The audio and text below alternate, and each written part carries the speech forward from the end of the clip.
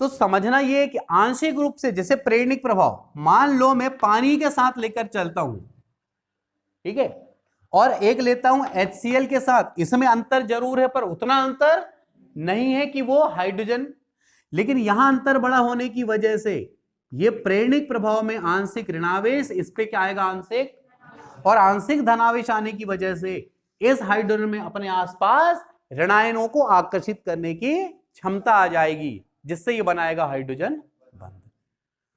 तो जब कभी आणविक ठोस में हाइड्रोजन बंध बनाने की क्षमता भी शामिल हो जाए तो वो हो जाता है आणविक ठोस किस प्रकार का, हाइड्रोजन आबंधित, ठीक है। और इसके मोस्टली जो एग्जाम्पल हैं वो H2O, खुद एक एल्कोहल, H2O और अमोनिया, तीन विशेष एग्जाम्पल को आपको पता रखना है, H2O, अमोनिया और एल्कोहल। ध्यान रखना एग्जामिनेशन में अब कहां आप बहकोगे, कहां आप सॉल्व नहीं कर पाओगे, सामान्य से क्वेश्चन को सोचते रह जाओगे। अब सुनो क्वेश्चन कैसा आएगा, क्वेश्चन आएगा निम्न में से कौन सा हाइड्रोजन आबंधित आणविक ठोस बना सकता है, और चार ऑप्शन जब दिया रहेगा उसमें पानी भी रहेगा, और कुछ जो रहेंगे वो हीरा देगा, कहीं ये देगा, कहीं वो देगा, और पूरे यानी ऐसे नाम देगा जो क्रिस्टल के जैसे जानते हो आप, नमक बोले NaCl क्रिस्टल है, फिर हीरा दे दिया आपका क्रिस्टल है, सिलिकॉन कार्बाइड क्रिस्टल है दे दिया, और दीजिए पानी दे दिया, और सबसे पहले आप पानी को छोड़ दोगे, बोले पानी, बोले ये हो ही नहीं सकता, बोले इसमें क्या। और लेकिन वही मैं कहता हूं आपको कि नॉलेज की पारदर्शिता मायने रखती है यहां पे, तब आपका टैलेंट बोलता है कि नहीं यार चीजों को अच्छे से पहले समझो, बोल क्या रहा है, आणविक ठोस के साथ कौन सा, हाइड्रोजन, हाइड्रोजन बंध, यानी हाइड्रोजन बंध बनेगा भाई, और हाइड्रोजन बनेगा तो सीधी सी बात है, हीरा तो केवल कार्बन से बना है, ग्रेफाइट वाला कार्बन से बना है, सिलिकॉन कार्बाइड तो सहसजी बंध बना रहा है, तो वैसे कौन सा बचा। एक तो उल्टा सोच के तुमने जवाब ला दी, दूसरा हाइड्रोजन की बात आ गई, मतलब हाइड्रोजन होना कन्फर्म है और उच्च विद्युत ऋणावेश के साथ में होना चाहिए, तब आप बनाते हैं इसका सॉल्व। ये बात क्लियर है। देखें आप H2O अमन ये और प्रबल बंध बन गया भाई, अब बोलोगे सर हाइड्रोजन बंध तो दुर्बल होता है, हाइड्रोजन दुर्बल होता है, बात बिल्कुल सही है, लेकिन हाइड्रोजन बंध कब बनता है, जब पहले से कोई बंध वहां हो, पहले जब तक सहसंयोजी बंध नहीं होगा तब तक हाइड्रोजन बनता है क्या।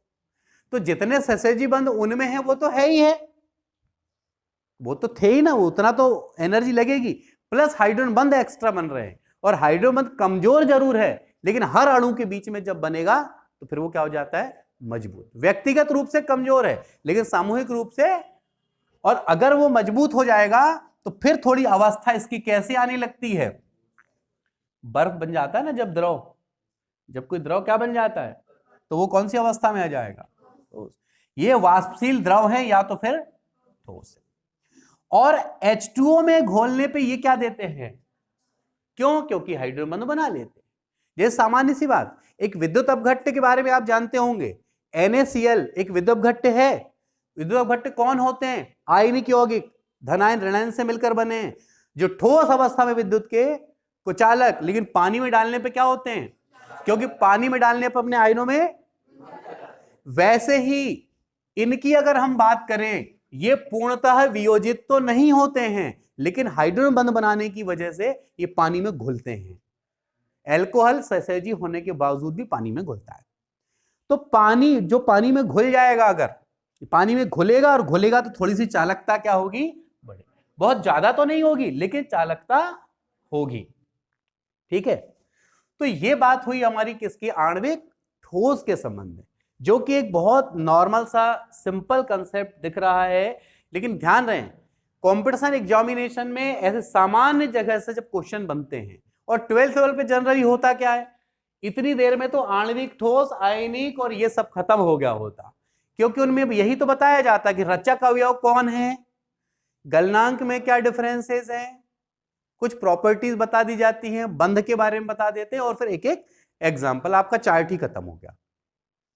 डिफरेंस होता है, तो ये आपको यही देखना है कि डिफरेंस होते क्या थे वास्तव दोनों में। अब बात आती है आयनिक की, आयनिक में ज्यादा प्रॉब्लम आपको नहीं जाएगी क्योंकि सिलेबस के अकॉर्डिंग आपने आयनिक को ही ज्यादा पढ़ा है 12th में। आयनिक जो है वो धनायन ऋणायन से बने हैं। इनमें आपको पता है कि कौन सा बल है, प्रबल विद्युत आकर्षण बल है, इसके कोई दूसरे प्रकार नहीं है जैसे इसके थे। ठीक, ये कैसे होते हैं? ये सामान्य धातुओं के जो गुण है वो इसमें होते हैं, जैसे कि कठोर है, कठोर, भंगुर, उच्च गलनांक होगा, क्वथनांक होगा, विद्युत अपघट्य की तरह कार्य करते हैं। जो ठोस अवस्था में कुचालक हो, द्रवित अवस्था में या जलीय विलयन में सुचालक। एक खास बात यहां पे आओ, कौन से क्रिस्टल गैसीय अवस्था में लाने पर वायुमंडलीय गैस से क्रिया करते हैं? कौन से क्रिस्टल गैसीय अवस्था में लाने पर वायुमंडलीय गैसों से ये क्रिया करने लगते हैं? तो अब बात आएगी यार, क्रिस्टल का जैसे ही दिमाग में माता, क्रिस्टल हो गया ठोस मोस्टली, अब इसको तोड़ेंगे भी तो किसमें टूटेगा और कौन वायुमंडल से क्रिया करेगा? तब आपको पहले ये ज्ञान होना चाहिए वायुमंडल की जो गैसें हैं वो कौन है। ऑक्सीजन है, नाइट्रोजन है, हाइड्रोजन डैश डैश डैश, ये किस प्रकार की हैं? अधात्विक है। और अधात्विक मतलब कौन सा आवेश है अगर टूटेंगी तो, और वो ऋण है तो क्रिया किससे करेगी? यानी धनायनों से क्रिया होगी ना। और धनायन कहां उत्पन्न होगा? आयनिक क्रिस्टल से। वो कहां से आएगा? क्योंकि आगे हम और भी जो पढ़ेंगे, जब आप पढ़ोगे सहसंयोजी तो भाई परमाणु अलग होने वाले हैं। आपने विदलन की क्रिया पढ़े हो, समांश विखंडन और विषमांश विखंडन, तो उसमें तो परमाणु अलग होते हैं। अणु वाला कुछ होगा तो बोले अणु अलग हो रहा, तो आयन कहां होगा? नाम से लगता है आयनिक क्रिस्टल में। जब NaCl को तोड़ोगे आप Na+ और Cl-, वाष्प अवस्था। तो बात यहां लॉजिक लगाना है आपको यहां कि वायुमंडल की गैसें जितनी है वो अधातु है मोस्टली, और अधातु मतलब ऋण है, और ऋण है मतलब किससे क्रिया करेगी? धन से।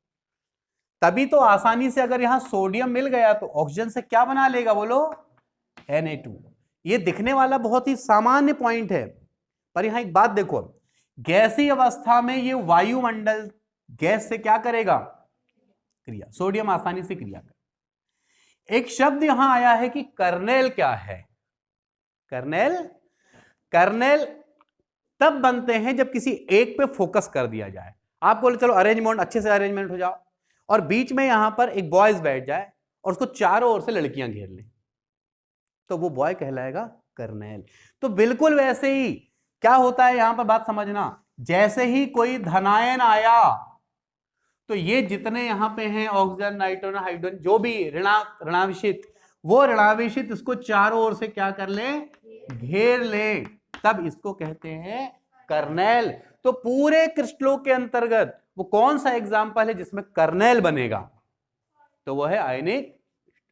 ध्यान रखना, एक एक लफ्ज यहां आपको तोड़ के रख देगा अगर कॉम्पिटिशन एग्जाम जा रहे हो तो।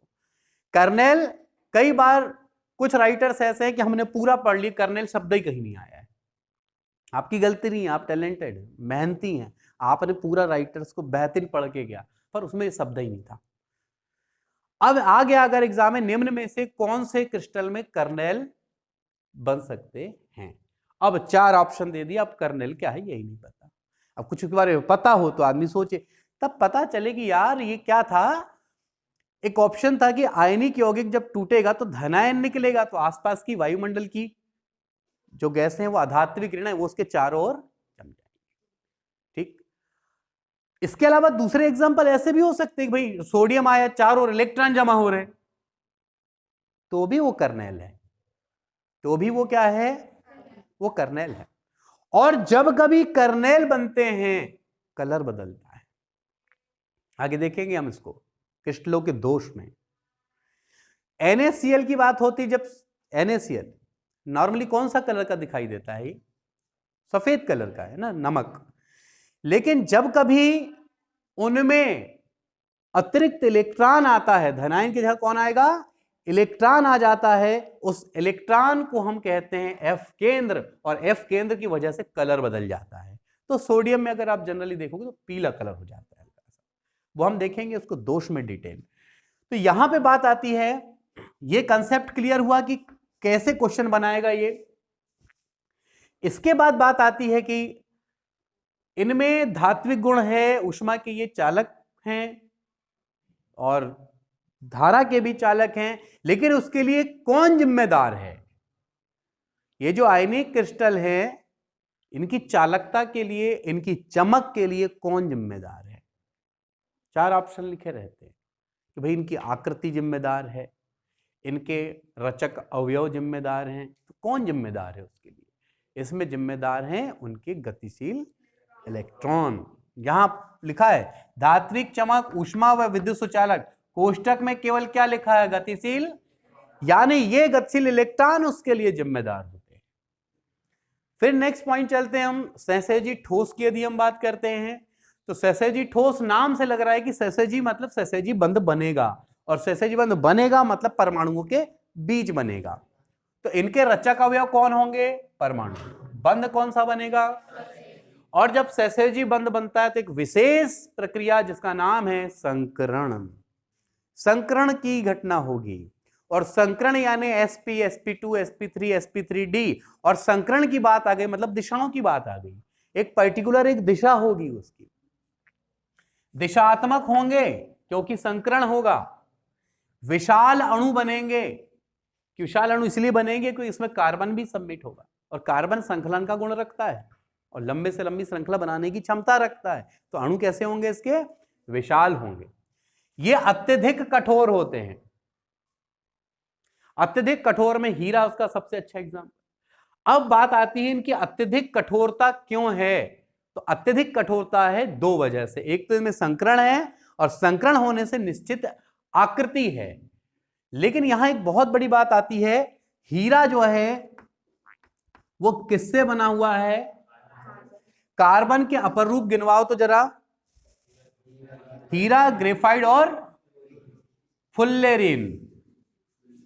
फुल्लेरिन, ठीक है, हाँ, फुल्लेरिन होता है जहां कार्बन की संख्या 58 से 60 तक होती है। देखें, लेकिन मेरा जो क्वेश्चन है वो ये बताने का था कि कार्बन में हीरा और ग्रेफाइट दोनों ही कार्बन के अपर रूप हैं। कार्बन के किसी के अपर रूप किसको कहते हैं? अपर रूप का मतलब वो एक ही तत्व से बना है और रासायनिक गुण समान है, रासायनिक गुण, लेकिन भौतिक गुण भिन्न भिन्न। जब हीरा को जलाओगे तो CO2 प्राप्त होगा, और ग्रेफाइट को जलाओगे तो भी क्या मिलेगा? ये अलग बात है कि ताप का अंतर होगा, लेकिन फाइनली मिलेगा तो क्या? ये रासायनिक गुण समानता को दर्शाता है, लेकिन इनके भौतिक गुण मतलब बाहर से दिखने वाले गुण, रंग, रूप, आकार, कठोरता, गलनांक, ये सारे क्या हैं? भौतिक गुण, ये भिन्न हैं। हीरा बहुत अच्छे से जानते हो, ये क्या है? ये चमकदार है, और ये कैसा है? ये है धूसर काला। लेकिन बात आती है इनके कठोरता में जो सबसे बड़ा डिफरेंस है वो क्यों है? तो कठोरता में सबसे बड़ा डिफरेंस है कि इसमें sp3 संकरण है, और जबकि इसमें क्या है? sp2 संकरण। ग्रेफाइट जैसे कि एक कार्बन अपने आसपास कितने बंध से जुड़ा होता है? तो 1 सिग्मा, 2 सिग्मा, 3 सिग्मा, 4 सिग्मा, कितने आ गए? और 4 सिग्मा मतलब प्योर रूप से कौन सा बंध बना? यहां पर जो कार्बन है, ग्रेफाइट है, उसका कार्बन अपने आसपास के 4 अन्य कार्बन से जुड़ करके sp3 फुल फ्लेश बनाता है। ये बनाने की वजह से ये क्या होगा? ये परत बनाएगा पहले, फिर अगली परत, फिर अगली परत, और वो परतें भी आपस में क्या होंगी? जुड़ी होंगी। और वो मजबूती इसलिए होती है कि वहां पे कोई गतिशील इलेक्ट्रॉन नहीं है। गतिशील इलेक्ट्रॉन कोई बहकने वाला इलेक्ट्रॉन नहीं है कि निकल के यहां वहां चला जाए।